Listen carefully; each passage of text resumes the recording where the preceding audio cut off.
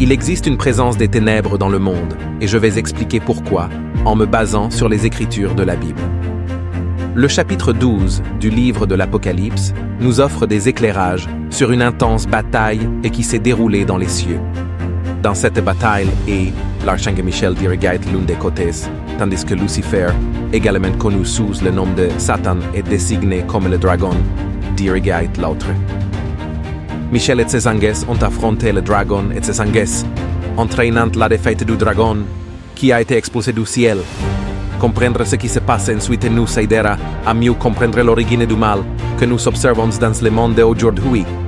Le cœur de Lucifer a été corrompu par le mal alors qu'il était au ciel, et, par conséquent, il a réussi à corrompre d'autres anges. En raison du ciel étant un lieu de pureté, Dieu ne tolérerait pas une telle corruption. Ainsi, lorsque l'archange Michel a combattu Lucifer et ses anges, cela est décrit dans l'Apocalypse 12:9. Ainsi, le grand dragon fut précipité, le serpent ancien appelé le diable et Satan, celui qui égare le monde entier. Il fut précipité sur la terre, et ses anges furent précipités avec lui. Observez alors cette séquence d'événements. Le diable a été jeté sur la terre, celui que la Bible décrit comme l'égareur du monde a été jeté sur la terre, et enfin, ses anges ont été jetés avec lui. Il n'y a donc aucun doute, le diable est sur la terre. L'un des avertissements les plus significatifs sur le diable se trouve dans l'Apocalypse 12:12. C'est pourquoi réjouissez-vous, cieux, et vous qui habitez en eux. Malheur à la terre et à la mer, car le diable est descendu vers vous avec une grande fureur, sachant qu'il lui reste peu de temps. Maintenant, je souhaite mettre en lumière et explorer l'œuvre du diable dans 3 domaines: le passé, le présent et le futur. Commençons par le passé. Du Vieux Testament au Nouveau Testament, nous trouvons des preuves de l'action du diable sur terre. Considérez les cas suivants. Adam et Ève dans le jardin d'Éden, où le serpent est venu et a corrompu l'humanité. Dieu a permis à Satan de toucher Job, et observez comment Satan l'a attaqué en utilisant des personnes, des Sabéens et des Chaldéens, qui ont attaqué Job et sa propriété.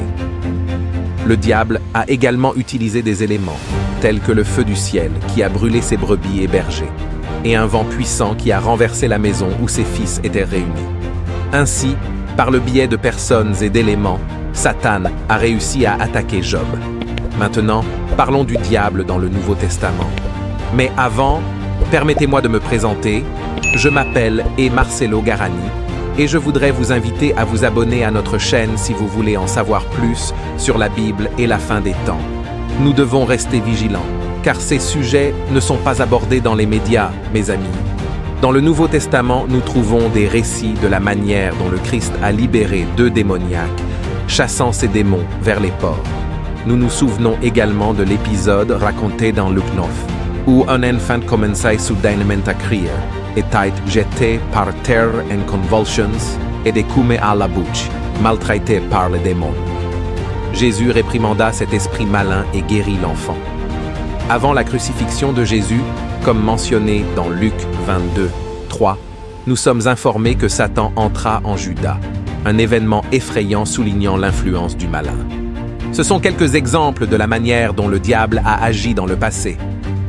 Maintenant, retournons notre regard vers l'avenir.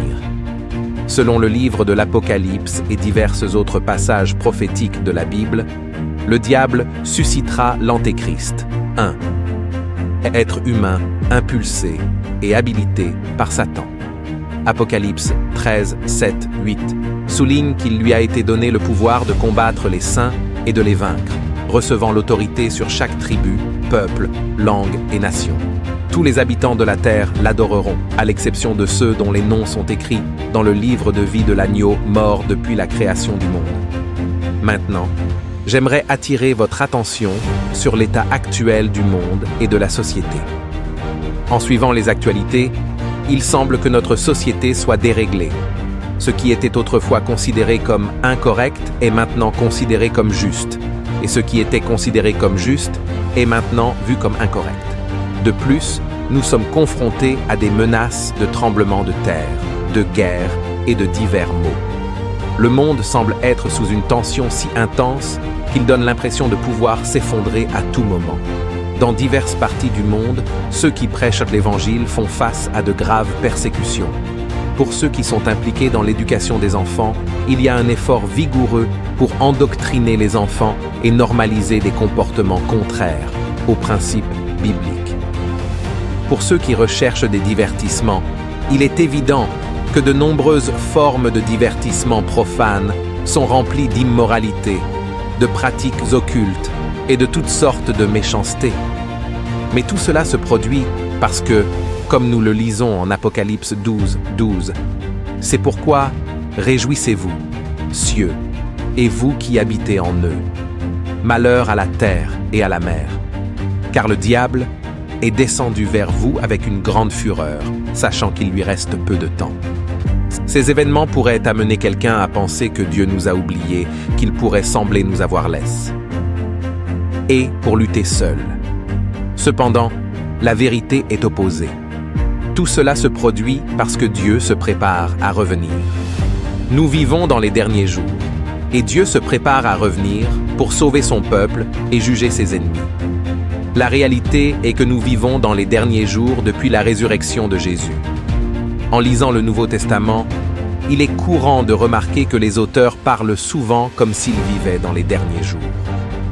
Un exemple clair en est Hébreux 1, 1, 2, où la Bible déclare « Après avoir, à maintes reprises et de plusieurs manières, parlé autrefois au Père par les prophètes, Dieu, dans ces derniers temps, nous a parlé par le Fils, qu'il a établi héritier de toutes choses, par lequel il a aussi créé le monde. » Frères, entrons maintenant dans une partie très importante de l'étude.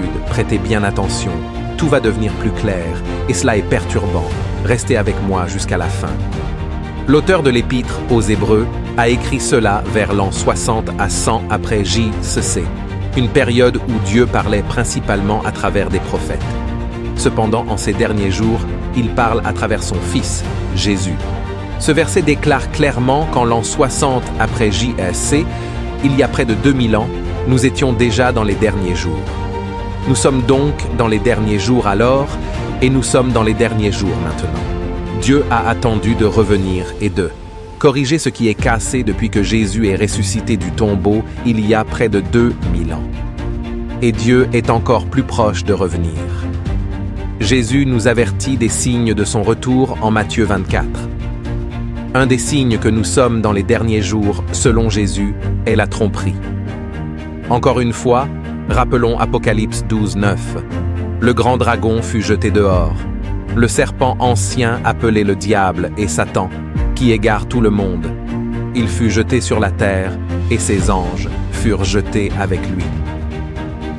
Bien que nous ne connaissions ni le temps ni l'heure du retour de Jésus, nous comprenons qu'il approche rapidement. Quand il reviendra, il jugera les vivants et les morts. Ceux qui auront choisi de le suivre recevront la récompense de la vie céleste aux côtés du Père, tandis que ceux qui auront rejeté ses voies feront face à la punition de la séparation de Dieu en enfer. Le temps approche et bientôt il sera là quand Jésus reviendra. Êtes-vous prêts pour la seconde venue de Jésus? Avez-vous remis votre vie pour le suivre? Je ne demande pas si vous croyez en Dieu. Même les démons croient en Dieu et reconnaissent que Jésus est le Fils de Dieu, venu racheter les péchés du monde. Cependant, ils ne sont pas disposés à se soumettre et à le suivre. Alors, je vous demande à nouveau, avez-vous remis votre vie pour le suivre? Avez-vous, par grâce, par la foi, confié votre vie au Père et vivez-vous votre foi en Jésus? Si ce n'est pas le cas, c'est maintenant le moment. Le temps s'épuise. Nous sommes dans les derniers jours et Jésus peut revenir à tout moment. Dans Luc 12, Jésus raconte une parabole sur un serviteur. Le maître du serviteur est absent et c'est le devoir du serviteur de l'attendre. Le serviteur peut attendre diligemment le retour du maître ou se livrer à des festivités, au sommeil et à l'ivresse en attendant. Celui qui attend diligemment recevra la récompense, mais celui qui se livre au plaisir et néglige l'attente fera face à la punition. Nous devons être comme le serviteur qui attend diligemment le retour de notre maître dans ce monde brisé où nous vivons. Son retour est plus proche que jamais dans ces derniers jours. Le jour du Seigneur est proche. Nous ne voulons pas être pris au dépourvu, comme ceux du monde. La Bible avertit qu'il viendra comme un voleur dans la nuit. Serez-vous prêts ou serez-vous pris par les soucis de ce monde? Serez-vous préparés ou serez-vous trouvés impliqués dans les plaisirs de ce monde? Hébreux 4, 13 dit que rien dans toute la création n'est caché aux yeux de Dieu. Tout est nu et dévoilé devant les yeux de celui à qui nous devons rendre des comptes. Prenez une minute pour examiner vos pensées. Demandez-vous pourquoi vous pensez de la manière dont vous le faites. Cela est-il aligné sur la parole de Dieu? Cela glorifie-t-il le Seigneur? Vivez-vous comme si vous saviez que vos jours sont comptés? Accumulez-vous des trésors dans le ciel au cours des quelques jours qui vous restent sur terre? Luttez-vous et vous efforcez-vous de crucifier votre chair quotidiennement? Pratiquez-vous l'amour de Dieu dans votre vie et cherchez-vous à faire le bien plutôt que le mal? Beaucoup d'entre nous font face à des situations qui nous font sentir que le temps ne changera jamais. Certains d'entre nous peuvent s'attacher à certaines choses, à certaines personnes, à de mauvaises habitudes ou à des péchés spécifiques. Mais je veux vous faire cette annonce urgente, et j'espère que vous m'écouterez clairement. Vous n'avez pas le temps de vous attacher à des amis qui vous mènent au péché. Vous n'avez pas le temps de tolérer des choses qui souillent en votre esprit de luxure et de pensées impures. Le Seigneur veut nous libérer, libres de l'esclavage et de l'oppression. Il est venu pour que nous ayons la vie et que nous l'ayons en abondance. Mais cela dépend de nous de recevoir le don de la liberté qu'il nous offre. Jetez un coup d'œil autour de vous et observez les signes des temps. Il y a des famines, des pestes, une augmentation significative des catastrophes naturelles et des rumeurs de guerre partout. Les dernières prophéties de la Bible se réalisent devant nos yeux. Le Christ reviendra bientôt. Oui, nous avons des signes évidents des derniers jours. Nous savons que les hommes seront épris Deux même. Nous sommes avertis que des temps dangereux viendront, avec la famine, la pestilence et des rumeurs de guerre. Mais saviez-vous que les moqueurs sont un signe des derniers jours? Voyez cela et comprenez-le mieux. Les personnes remettant en question la venue du Seigneur sont un indice de cette période. Où est ce Jésus dont vous parlez? Diront-elles, est-ce arrogant qu'il n'est pas apparu depuis des centaines d'années? Ne laissez pas le concept du temple ou trompeur. La traduction élargie de Habakkuk 4:14 avertit que vous ne connaissez pas le moindre détail de ce qui peut arriver dans votre vie demain. Ce qui est sûr dans votre vie est seulement une vapeur, comme un nuage de fumée ou un souffle de vapeur d'une casserole, visible pendant peu de temps, puis disparaissant dans l'air. Je voudrais attirer votre attention sur 2 Pierre 3, 4, dans la traduction élargie, qui souligne que des moqueurs surgiront dans les derniers jours, manifestant des moqueries selon leurs propres désirs humains et demandant « Où est la promesse de sa venue? Qu'est-il advenu? » Car depuis que les pères sont morts, tout continue exactement comme depuis le début de la création. Les moqueurs sont ceux qui se moquent, déraillent en agissant souvent avec arrogance et orgueil, pensant qu'ils sont perspicaces. De telles personnes veulent vous induire à mettre en doute la parole de Dieu, mais nous devons résister à ces influences. Protégez votre foi et vous-même en évitant l'exposition à des individus qui cherchent délibérément à perturber votre foi. Au lieu de cela, concentrez-vous sur vivre une vie pure et agréable à Jésus. Concentrez-vous sur faire tout ce qui est possible pour dominer la chair. La Bible nous instruit sur la manière de nous préparer à la venue du Seigneur en 2 Pierre 3, 14, 15. C'est pourquoi, bien-aimés, en attendant ces choses, faites tous vos efforts pour être trouvés par lui sans tache et irrépréhensibles dans la paix, et considérez la longanimité de notre Seigneur comme votre salut, comme aussi notre bien-aimé frère Paul vous l'a écrit selon la sagesse qui lui a été donnée. En tant qu'enfants de Dieu, nous devons être trouvés sans tache et irrépréhensibles, vivant en paix, avec un sentiment de bien-être spirituel et de confiance, résultat d'une vie d'obéissance envers lui. 1 Pierre 4, 7. La fin de toute chose est proche, alors soyons sérieux et vigilants dans nos prières. Amen. Soyons sérieux, restons vigilants et alertes. Ne prenons pas notre salut à la légère, mais attendons plutôt le Seigneur avec ferveur. Lorsque vous appréciez le temps et comprenez que chacun de nos jours est compté, c'est là que se développe la sagesse dans votre cœur. En lisant Romains 13, 9, 11, la Bible exhorte à ne laisser aucune dette en suspens, à éviter l'adultère, le vol, la convoitise, mais plutôt à aimer le prochain comme soi-même. Et cela résume tout au verset 11, en disant « Cela, faisant cela, sachant le temps, qu'il est déjà l'heure de nous réveiller du sommeil. Car maintenant, le salut est plus proche de nous que lorsque nous avons accepté la foi. Il devrait y avoir une urgence par rapport au temps dans nos vies. En tant que croyants, nous avons seulement autant de temps pour mettre nos vies en ordre. Depuis le début des temps, Dieu nous attire à lui-même, même lorsque nous l'ignorons obstinément. Il ne s'éloigne jamais, ne renonce jamais à nous. Dans le livre de Matthieu, Jésus compare sa seconde venue à une grande fête de mariage, une célébration joyeuse de l'union parfaite entre Jésus-Christ et son épouse, l'Église. Nous sommes invités au plus grand festin de tous les temps. Avez-vous déjà répondu à cette invitation ou la repoussez-vous jusqu'à la dernière minute? Maintenant est le moment de mettre votre foi en Jésus. Si aujourd'hui vous entendez sa voix, n'endurcissez pas votre cœur, mais laissez-le entrer et changer votre vie pour toujours.